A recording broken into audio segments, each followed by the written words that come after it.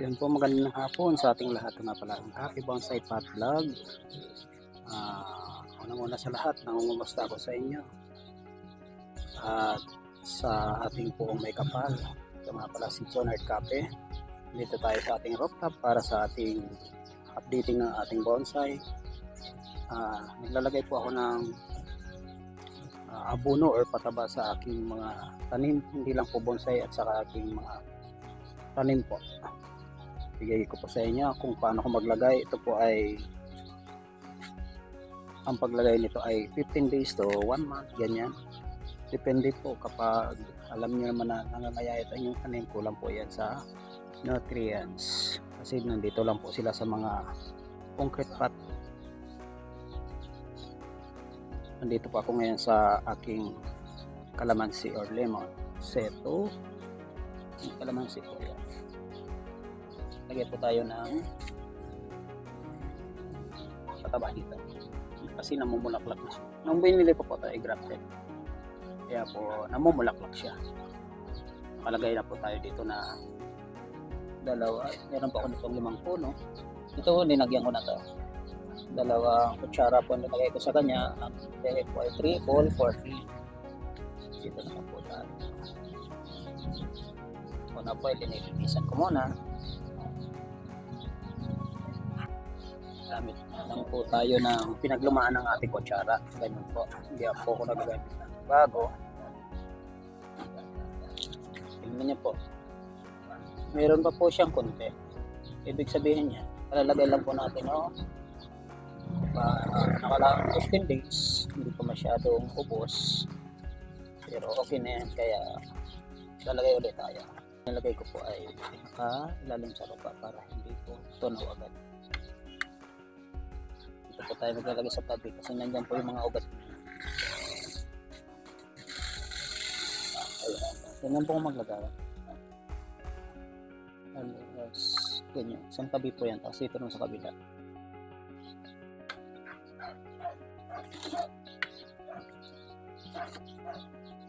Para matagal po matunaw, takpan ulit natin ang hindi wala nakikita. Para hindi po matunaw, takpan ulit natin lupa. Dahil sa kabila.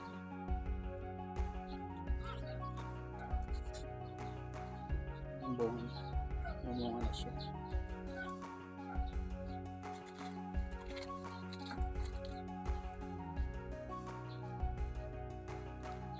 So, kaya na.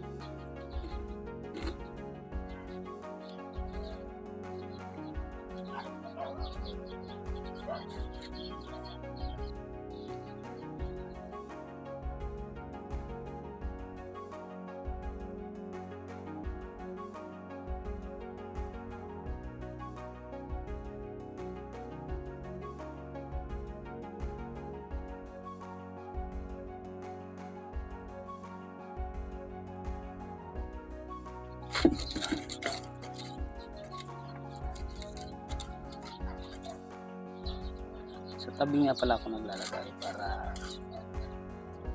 diretso agad sa ugat ng bonsai. Wala kasi tayong paglalagyan na yung abono. Mahal pa po yung isa nun pag binili mo. Almost 30 plus pa yung isa nun. 38 po yata dito sa amin. Kaya po di ako nakakapagbili pa ng nangihinayang.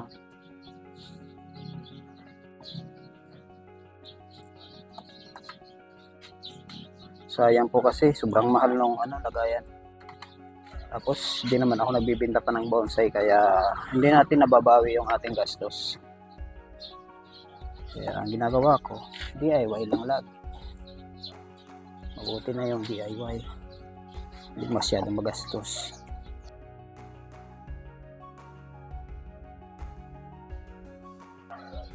Pag maliit nga pala yung bonsai, maglalagay lang ako ng isa o kaya kalahating kutsara. Depende po sa na paglalagyan nyo ng bonsai pot. Pag malaki po, mga isa o dalawa ganyan.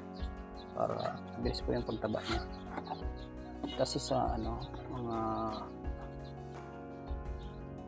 yung may mga lalagyan ng abono, talaga marami po sila maglagay. Kasi nasa ibabaw lang yun. Ayan. Lalagyan na natin yan iba. Dito tayo sa isang rooftop, second floor. Ito po yung isang bonsai ko na kailangan kong i-wire. Winail ko siya kasi tinanggal ko lahat yung kanyang dahon. Kaya kailangan natin i-ripat ulit kasi marami tayong tatanggalin. Pangit yung pagkaka-arrange ng kanyang sanga.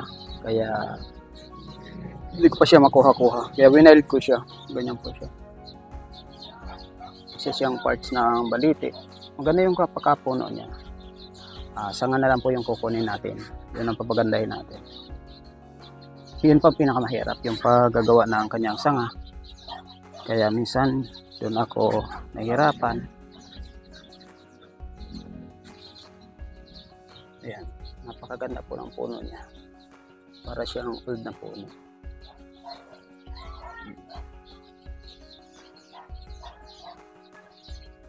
Ano ko na lang yung kanyang sanga. Kasi meron siyang malalaking sanga.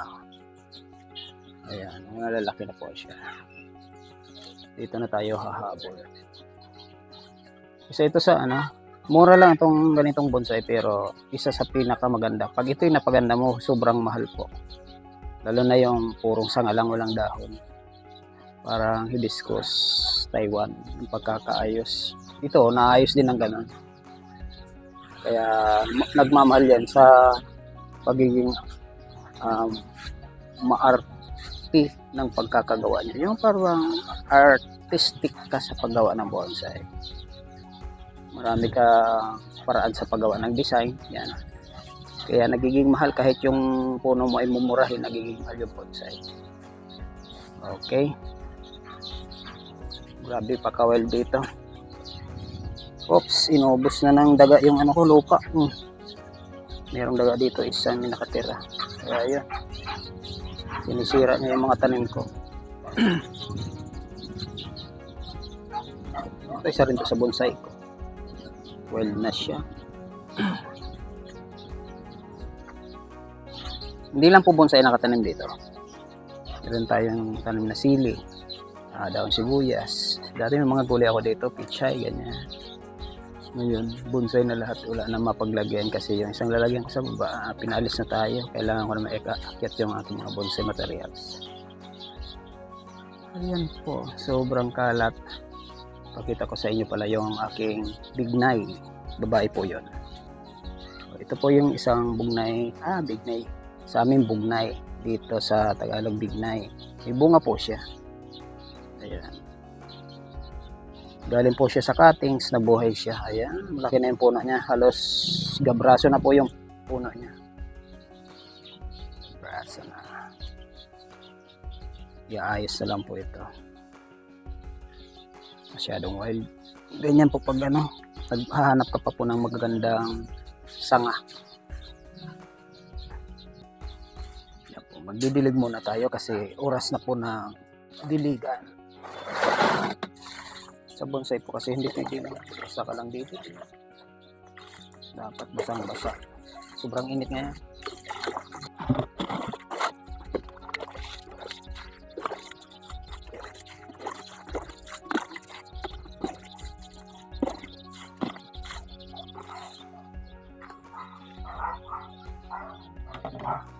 Sige po, hanggang dito na lang yung aking